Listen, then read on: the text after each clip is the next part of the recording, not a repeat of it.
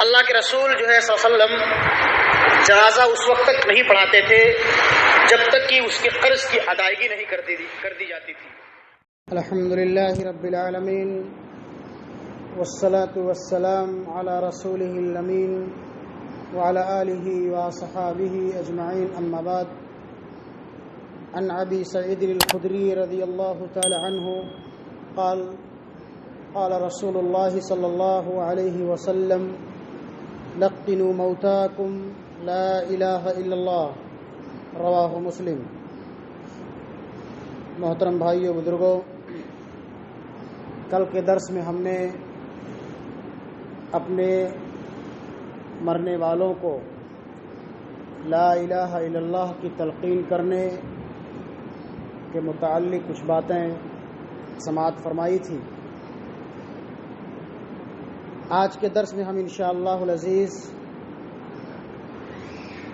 اسی متعلق سے کچھ باتیں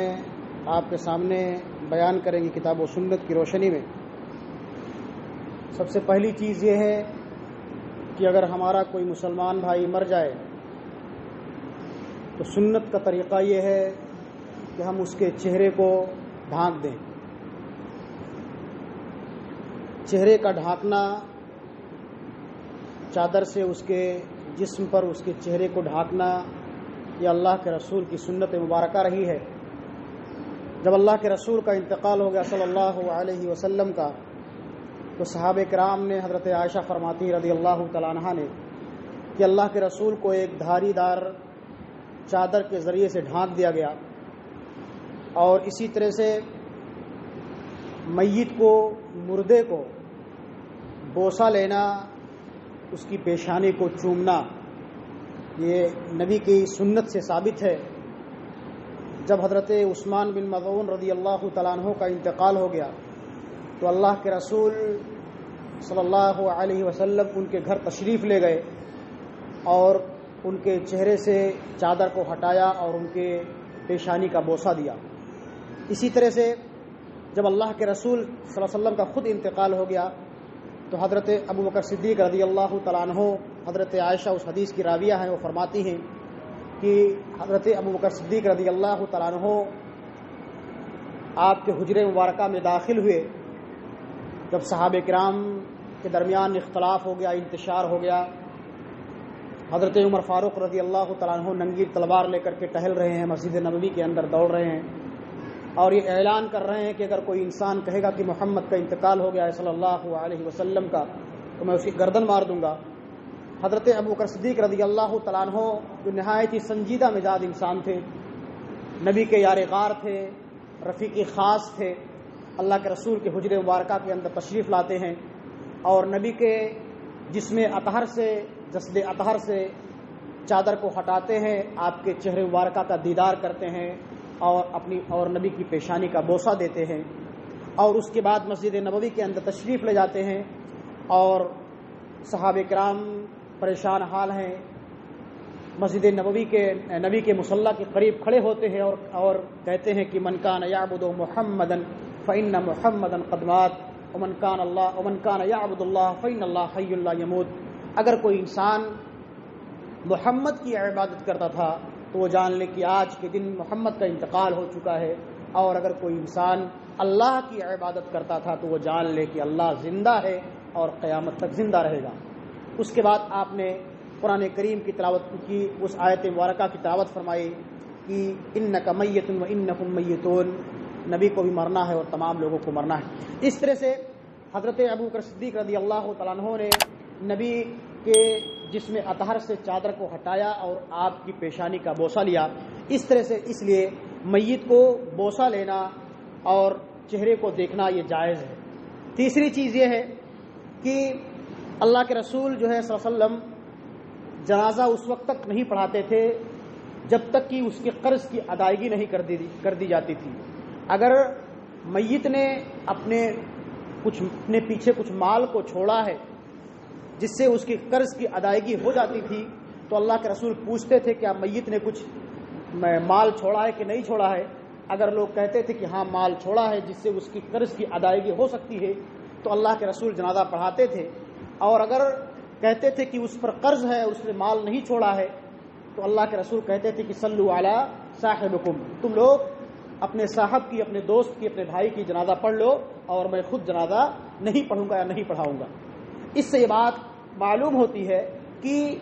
قرض کی ادائیگی بہت ہی ضروری ہے۔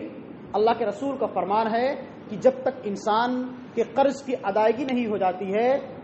اس کا حساب و کتاب معلق رہتا ہے۔ اللہ تعالیٰ اس وقت تک حساب و کتاب نہیں لیتا ہے جب تک کہ مرنے والے کا قرض کی ادائیگی نہیں ہو جاتی ہے۔ اپنے پیچھے اگر اس نے مال چھوڑا ہے، اس کے ورثہ جو ہے یا اس کا کوئی ذمہ لیتا ہے، ایسا کوئی معتبر آدمی جو اس کے مال کی تقسیم کا ذمہ لیتا ہے، قرض کی ادائیگی کا ذمہ لیتا ہے، تو اللہ کے رسول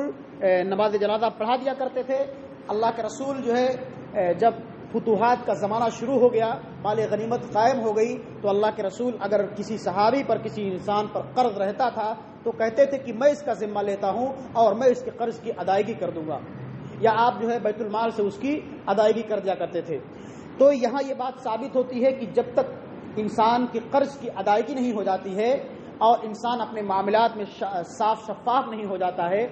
اور لوگوں کے قرض کے یا حقوق العباد کی ادائیگی نہیں کر دی جاتی ہے، خاص طور پر قرض کی، اس وقت تک اللہ کے رسول کی پیاری حدیث کی روشنی میں انسان کا حساب و کتاب معلق رہتا ہے۔ اس لیے ہم کو اور آپ کو چاہیے کہ ہم اس دنیا کے اندر اگر کسی کا مال لیے ہوئے ہیں قرض کے طور پر یا کسی بھی حساب سے، تو ہم اس دنیا کے اندر اس کا حساب چکتا کر دیں، یا اپنے ورثہ کو، اپنے بال بچوں کو اس کی وصیت کر دیں، یا لکھ کر کے بتا دیں یا سمجھا دیں کہ فلاں فلاں کا اتنا اتنا حساب باقی ہے، اگر میری زندگی ہے تو میں اس کو حساب دے دوں گا، نہیں تو میرے مرنے کے بعد میرے مال میں سے میرے حساب و کتاب کی چکتائی کر دینا۔ یہ کتاب و سنت کا طریقہ ہے، ورنہ اللہ رب العالمین ہمارے حساب و کتاب کو معلق رکھے گا اللہ کے رسول کی پیاری حدیث کی روشنی میں۔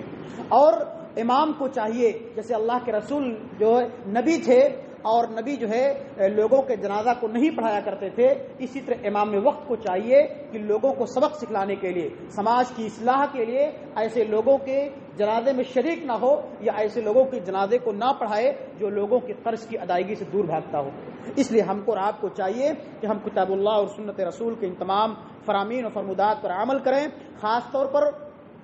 اپنے مردوں کو لا الہ الا اللہ پڑھنے کی تلقین کریں، اور ان کے جو ہے